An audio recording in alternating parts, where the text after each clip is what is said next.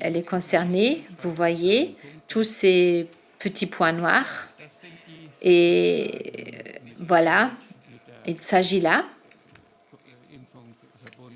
des effets secondaires liés au vaccin. Après, vous voyez les autres choses supposées. Ce n'est pas encore avéré, mais il y a des indices. Phénomène auto-immunitaire, auto-attaque, réduction de la capacité immunitaire, croissance cancérogène, accélération. De cette croissance, je ne peux rien en dire.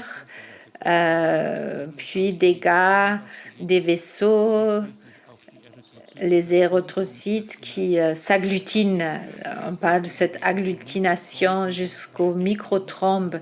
De vrais microtrombes, on n'en a pas vu observer, mais on a observé un phénomène que moi, pour ma part, je n'ai jamais rencontré.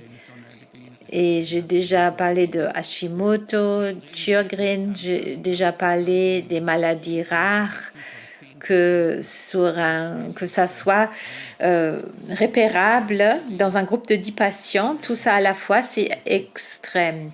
Puis maintenant, je parle des modifications du vaisseau endolytis, modification de l'endothèle, cette couche de revêtement des vaisseaux. Ces endothèles sont tellement aplatis, petits, qu'on ne les voit même pas. C'est vraiment tout juste un trait.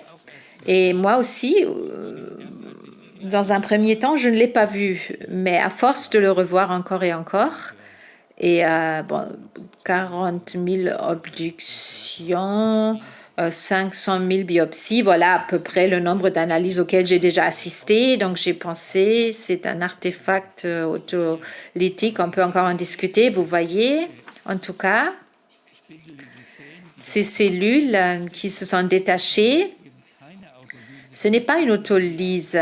Il y a des érythrocytes qui se trouvent entre les différents éléments et ça ne peut pas être arrivé après coup. Et on l'observe encore et encore, mélange, détachement des cellules endothèles, mélange avec les érythrocytes, cette cellule longitudinale.